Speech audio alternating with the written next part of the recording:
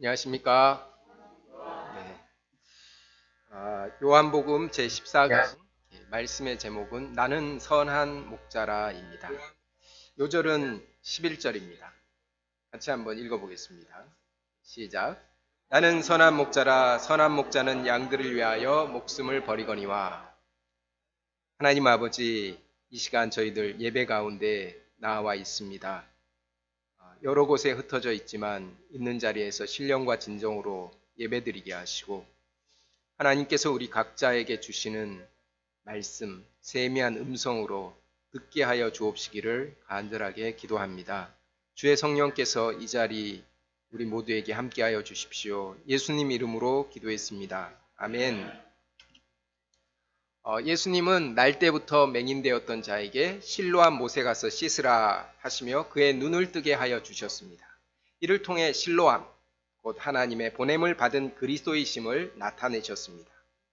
하지만 종교 지도자들은 맹인이었던 사람을 출교시켰습니다. 그가 예수님을 끝까지 부정하지 않았기 때문입니다. 예수님은 어둠 가운데 있었던 그 사람을 빛의 세계로 인도하시는데 종교 지도자들은 사회적으로 매장시켰습니다. 하나님의 백성의 지도자로 세움을 받았는데 양들의 눈물을 닦아주기는커녕 피눈물이 나게 했습니다. 이런 지도자들의 모습을 볼 때 예수님의 마음은 얼마나 아프셨겠습니까? 오늘 말씀은 이런 배경 가운데 주신 말씀입니다. 종교 지도자들에게 주시는 회개의 메시지입니다. 무엇보다 예수님은 선한 목자이심을 선언하셨습니다. 다윗은 여호와 하나님이 나의 목자이신 것을 기쁨으로 찬양했습니다. 여호와는 나의 목자시니 내가 부족함이 없으리로다. 우리도 예수님이 나의 선한 목자이심을 기쁨으로 찬양할 수 있기를 기도합니다. 제1장 나는 선한 목자라 1절부터 21절입니다. 당시 이스라엘의 목축은 마을 공동 우리를 만들어 불침번을 세우고 밤새 양을 지켰습니다. 아침이면 목자들이 와서 자기 양들을 우리에서 초장으로 데리고 나갔습니다. 예수님은 이러한 일상을 자연스럽게 진술하시면서 어떤 사람이 참 목자인지 가르치셨습니다. 1절과 2절을 읽어보겠습니다. 시작.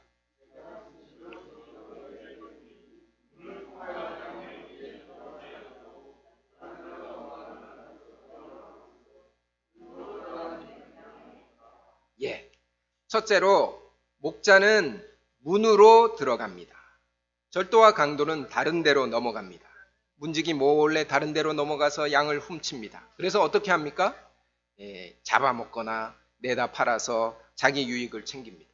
하지만 목자는 문으로 이렇게 당당히 들어갑니다. 이 비유는 무엇을 의미합니까? 문으로 들어가는 것은 우선 합법적인 권리가 있음을 의미합니다. 하나님의 백성의 목자로 기름 부음 받았음을 의미합니다. 하나님이 인정하시는 목자가 참 목자입니다. 제사장이라는 공적인 타이틀, 바리새인 소속 증명서 이런 것이 목자의 증명이 되지 못합니다. 하나님의 부르심과 성령의 인치심으로 하나님의 양무리의 목자가 되는 것입니다. 다음으로 참 목자는 다른 데로 넘어가지 않습니다. 개구멍으로 들어간다거나 월담을 한다거나 그렇게 하지 않습니다. 다른 데로 넘어간다는 것은 양을 섬기는 목적과 동기가 순수하지 못한 것을 의미합니다. 만약 양을 섬기는 목적이 자기 욕심을 채우는 것이라면 그는 목자가 아니라 절도며 강도입니다. 당시 종교 지도자들은 양무리의 목자로 부르심을 받았습니다. 하지만 양을 살리고 또 풍성하게 하는데 관심이 별로 없었습니다. 오직 자기 배만 채우기에 바빴습니다. 예수님이 보실 때 그들은 목자가 아니라 절도, 강도였습니다. 예수님은 이 비유를 통해서 종교 지도자들이 자신의 절도와 강도와 같은 그 마음을 회개하기 원하셨습니다.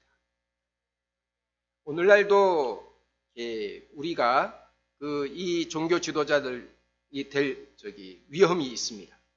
왜냐하면 인간의 본성이라는 것은 예나 지금이나 다 똑같기 때문입니다.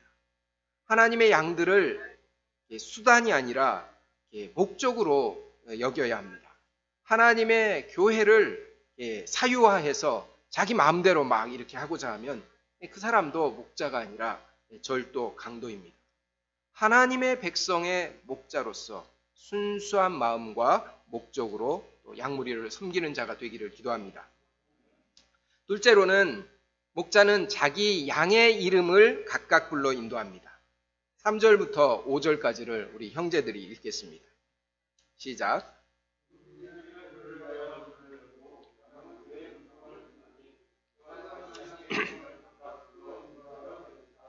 자기 양을 다 내놓은 후에 앞서가면 양들이 그의 음성을 아는 고로 따라오되 타인의 음성은 알지 못하는 고로 타인을 따르지 아니하고 도리어 도망하느니라. 여러 목자의 양들이 한 우리에 있습니다. 이곳에서 자기 양을 골라내기는 쉽지 않을 것입니다. 양이 다 얼굴이 비슷 똑같게 여겨지기 때문입니다.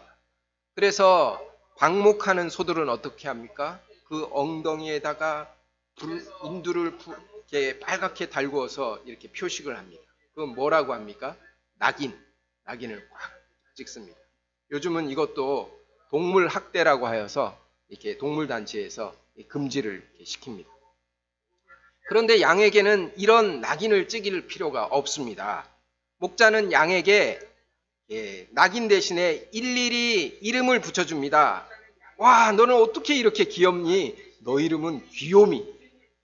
와, 너 털은 어떻게 이렇게 새하얗니? 너 이름은 하양이. 너는 어쩜 이렇게 말을 안 듣니? 순종이. 목자는 양의 이름을 이렇게 일일이 붙여줍니다. 그 양과 인격적인 친밀한 관계를 맺는 것입니다. 아주 어렸을 때부터 이렇게 품에 안고 이름을 붙여주어서 그 관계를 맺습니다.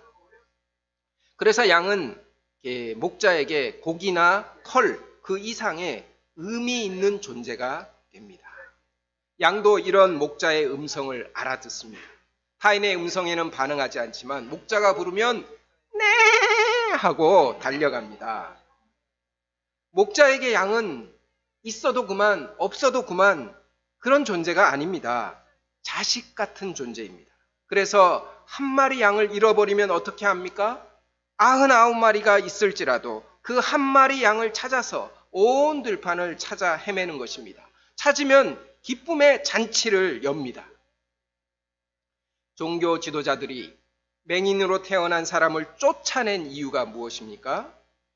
맹인이었던 사람을 있어도 그만 없어도 그만 그런 정도가 아니라 있으면 성가신 존재로 여겼기 때문입니다.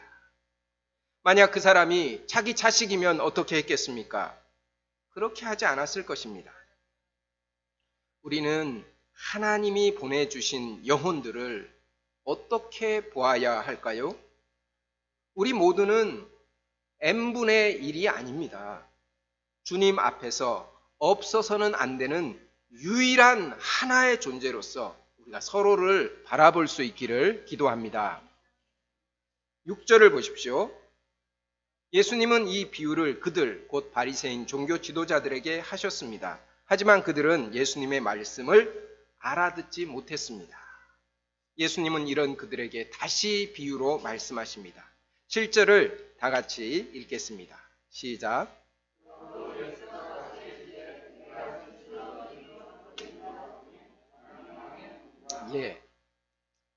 사도 요한은 예수님을 하나님의 아들 그리스도로 믿게 하는 7가지 표적과 7가지 자기 선언을 요한복음에 기록했습니다. 7가지 자기 선언이 무엇입니까? 떡, 나는 생명의 떡이다. 그 다음에 나는 세상의 빛, 그 다음에 오늘 여기 문, 또 목자, 부활, 길, 마지막 하나는 포도나무. 나는 양의 문이라 하는 것은 예수님이 하나님의 아들 그리스도라는 세 번째 자기 선언입니다. I am the gate for the sheep. 특히 예수님은 the gate, 유일한 문이라고 하십니다. 세상에는 문들이 참 많습니다. 개선문도 있고 광화문도 있습니다. 조선의 이성계는 한양 도성에 4대 문과 4소문을 설치했습니다. 4대 문은 흥인지문, 동대문이죠. 숭례문, 남대문, 또 도누이문, 서대문, 그리고 마지막 북대문이 있죠. 숙정문입니다.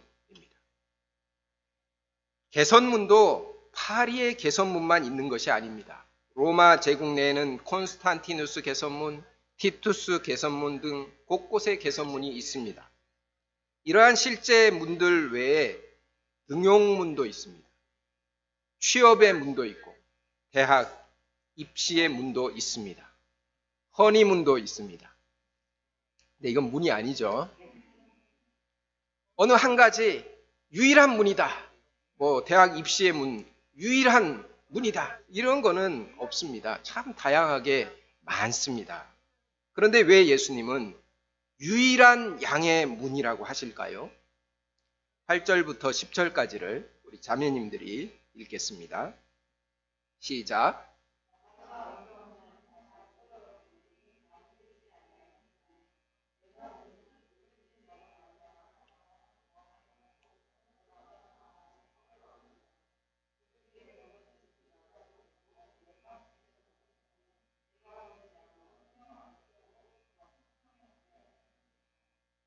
예수님이 양의 유일한 문이라고 하신 것은 유일한 구원의 문이요, 유일한 생명의 문이심을 선언하시는 것입니다.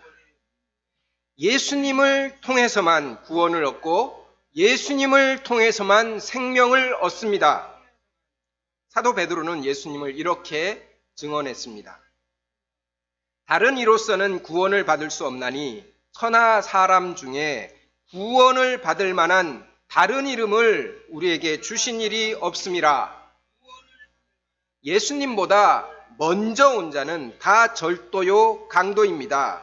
여기서 먼저라는 개념은 시간상 먼저가 아니라 질적인 우월성을 의미합니다.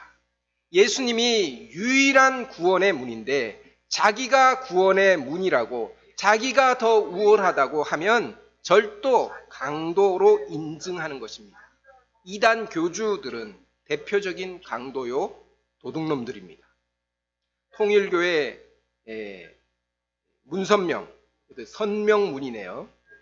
문선명은 예수님은 실패자, 나는 성공자, 이렇게 이제 선전했습니다. 신천지의 이만희 같은 자들은 그들을 따르는 영혼들을 도둑질해서 멸망시키는 자들입니다.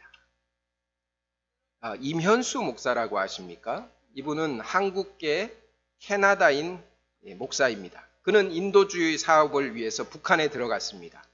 하지만 북한의 최고 존엄과 체제를 중상모독했다는 이유로 17개월 동안 감옥살이를 했습니다. 감옥에서 너무 할 일이 없어서 김일성 사상 서적을 읽었습니다. 그런데 그 책을 보면서 2번 눈물을 흘렸다고 합니다.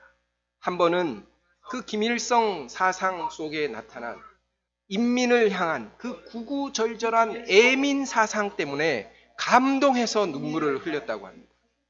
그런데 그 사상과 달리 배부른 지금의 지도층과 또 억압당하고 굶어 죽어가는 인민의 현실을 보면서 그 괴리가 너무 큰 것 때문에 분노와 슬픔의 눈물이 났다고 합니다. 세상의 지도자들은 구원의 문도 또 그들의 백성들에게 풍성한 생명의 꼴을 줄 능력도 없습니다. 거짓과 위선으로 양들을 이용하고 멸망하게 합니다. 또한 이러한 세상 사람 지도자뿐만 아니라 게임방이나 도박장이나 비트코인 등에 빠져서 영혼을 탈탈 털리는 그런 사람들도 있습니다. 예수님보다 먼저 온 자는 그것이 어떤 것이든 절도며 강도입니다. 오직 예수님만이 유일한 구원의 문이십니다. 예수님 안에 있는 사람은 들며 날며 생명의 꼴을 풍성히 먹습니다. 그런데 나는 지금 예수님 안에 있는 것 같은데 왜 점점 메말라가고 있지? 내 심령은 왜 이렇게 메마르지? 왠지 나는 지금 착취당하고 있는 거 아닌가? 억압당하는 것 같아. 이렇게 느끼면 어떻게 됩니까?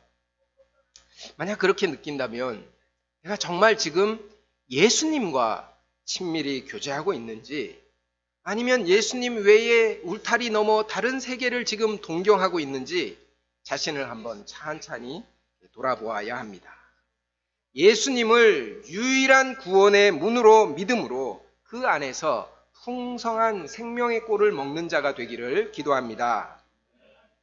11절을 같이 읽어보겠습니다. 시작. 나는 선한 목자라. 선한 목자는 양들을 위하여 목숨을 버리거니와. 예수님은 나는 선한 목자라. 다시 자기 선언을 하십니다. 선한 목자는 완전한 목자, 또 이상적인 목자, 아름다운 목자라는 뜻입니다. 다윗은 선한 목자였습니다. 다윗은 자신의 목자 생활을 이렇게 고백했습니다. 주의 종이 아버지의 양을 지킬 때 사자나 곰이 와서 양떼에서 새끼를 물어가면 내가 따라가서 그것을 치고 그 입을 벌려서 새끼를 건져내고 그것이 일어나서 나를 해오고자 하면 다시 수염을 잡고 그것을 쳐 죽였습니다. 이렇게 고백했습니다. 그는 자기 목숨을 돌보지 않고 사자나 곰으로부터 어린 양을 구출했습니다. 예수님은 자기 목숨을 돌보지 않는 정도가 아니라 양들을 위해서 자기 목숨을 아주 버리셨습니다. 이에 비하여 삭을 받고 일하는 목자는 이리가 양을 물어가고 해치는 것을 보면 쫓아가서 구할 생각은커녕 양을 버리고 달아납니다. 자기 양이 아니기 때문입니다. 그런데 왜 선한 목자는 양들을 위해서 그 목숨까지 버릴까요? 14절과 15절을 읽어보겠습니다. 시작. 나는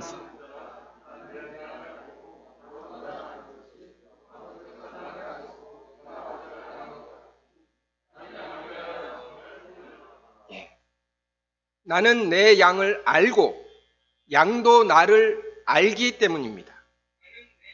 여기서 안다는 것은 완전한 알을 의미합니다.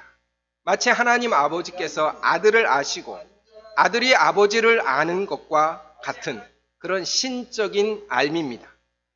지식에 머무르지 않고 하나가 되는 사랑과 신뢰의 관계입니다. 예수님은 우리를 아십니다. 내가 무엇을 생각하는지, 무엇을 괴로워하는지, 무엇을 욕망하는지 나보다 더 나를 잘 아십니다. 우리의 연약함과 죄악됨이 드러날 때 너가 그 정도까지인 줄은 몰랐네? 야, 참 너에게 실망했다? 이렇게 하지 않습니다. 그것도 이미 다 아시기 때문입니다.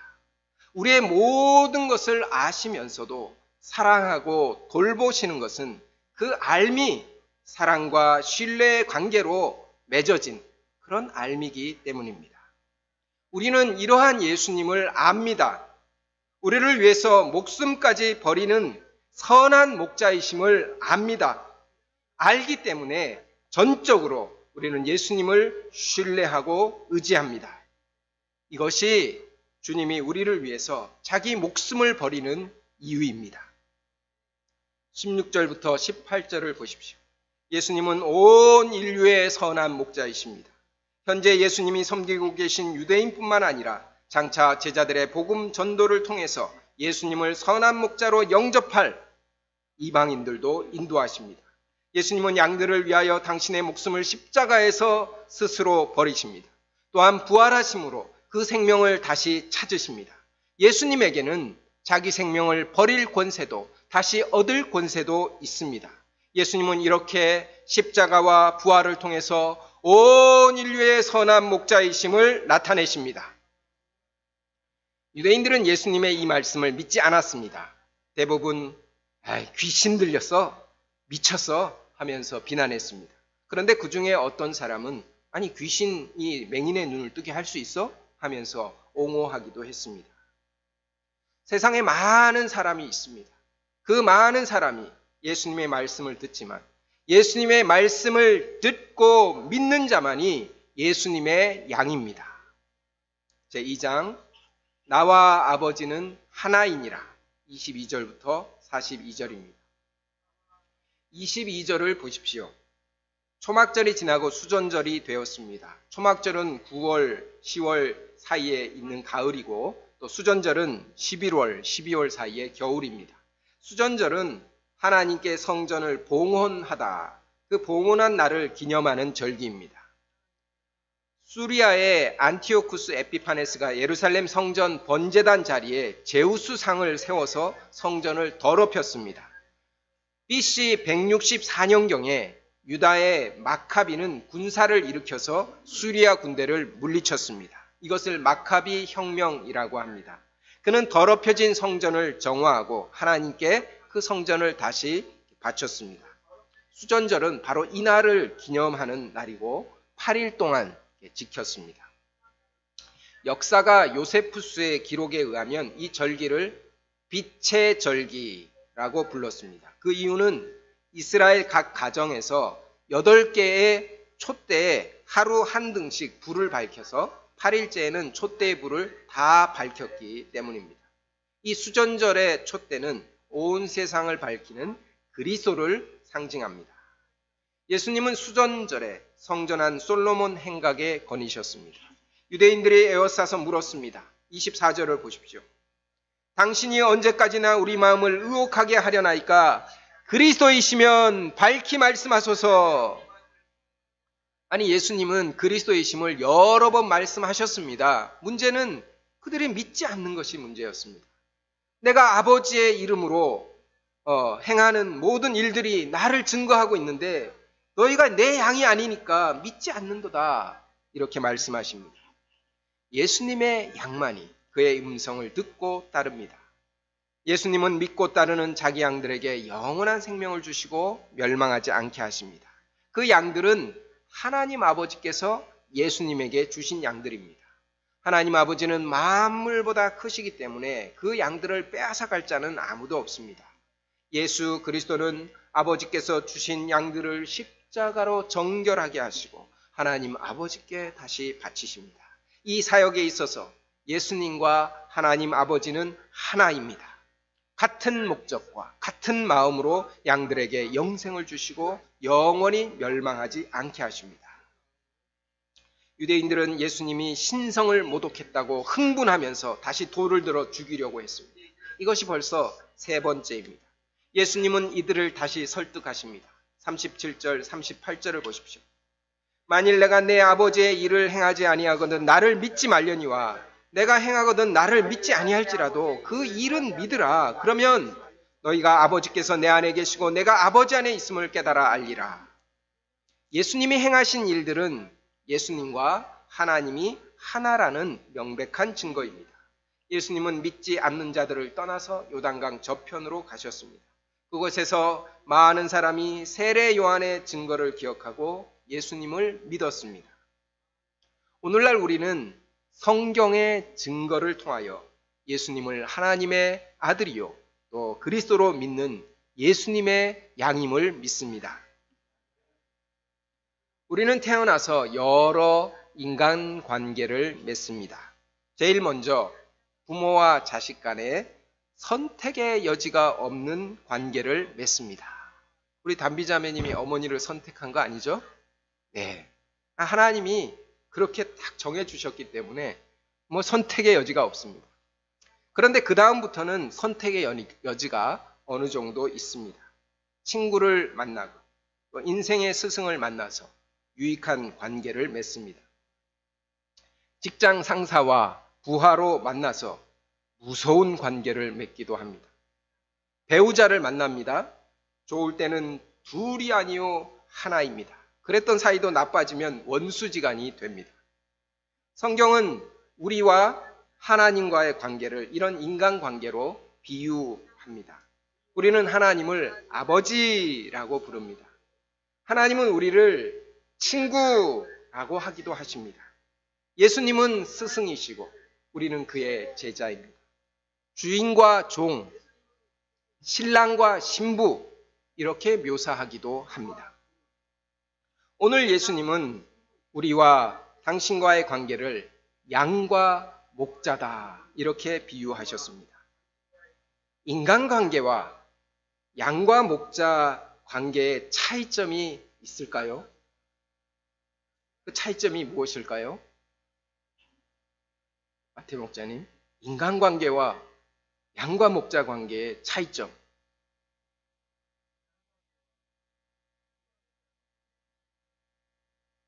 네, 너무 간단한 답입니다. 인간관계는 인간 사이의 관계고 양과 목자는 동물과 인간과의 관계입니다. 우리는 사랑하는 사람을 위해서 우리 목숨을 버릴 수 있습니다. 그런데 사람이 동물을 위해서 목숨을 버릴 수 있을까요?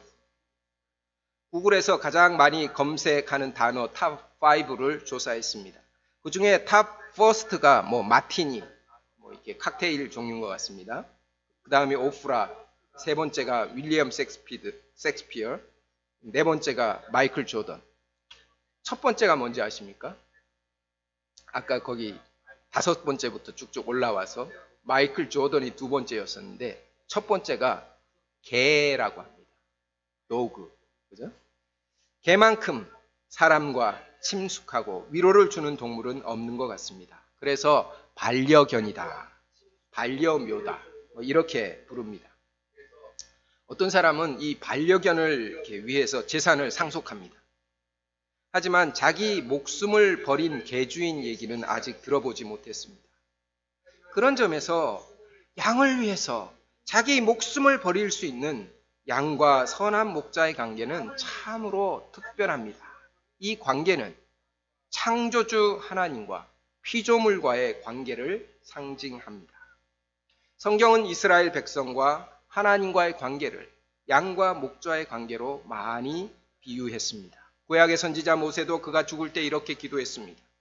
여호와, 모든 육체의 생명의 하나님이시여, 원하건대 한 사람을 이 회중 위에 세워서 그들 앞에 출입하며 그들을 인도하여 출입하게 하사 여호와의 회중이 목자 없는 양과 같이 되지 않게 하옵소서. 목자 없는 양은 생존이 불가능합니다. 양은 그의 생명을 목자에게 전적으로 의지해야 살 수 있습니다. 선한 목자는 목숨을 버려서까지 자기 양을 살립니다. 예수님은 이와 같은 우리의 선한 목자이십니다. 그가 우리를 구원하시고 푸른 초장 쉴만한 물가로 인도하십니다. 예수님이 우리의 선한 목자이시기 때문에 우리에게는 부족함이 없습니다. 예수님이 나의 선한 목자이신데 왜 두려워하십니까? 무엇을 불안해하십니까? 당신의 생명을 십자가에 내어주시고 우리에게 영원한 생명의 꼴을 먹이시는 선한 목자 예수님을 찬양합니다. 기도하겠습니다. 하나님 아버지, 선한 목자 예수님을 우리에게 보내주셔서 감사합니다. 우리는 양과 같이 우리 스스로의 힘으로 구원을 받을 수 없고 우리 스스로 생명을 얻을 수 없습니다. 오직 예수님만이 우리의 선한 목자가 되사 구원하시고 생명의 꼴을 풍성히 먹여주심을 감사합니다. 저희가 날마다 예수님은 나의 선한 목자이십니다. 나보다 더 잘 아시는 나의 선한 목자이십니다. 날마다 고백하며 우리 마음을 파고드는 여러 두려움과 불안과 절망을 물리칠 수 있도록 도와주시옵소서. 예수님 이름으로 기도했습니다. 아멘.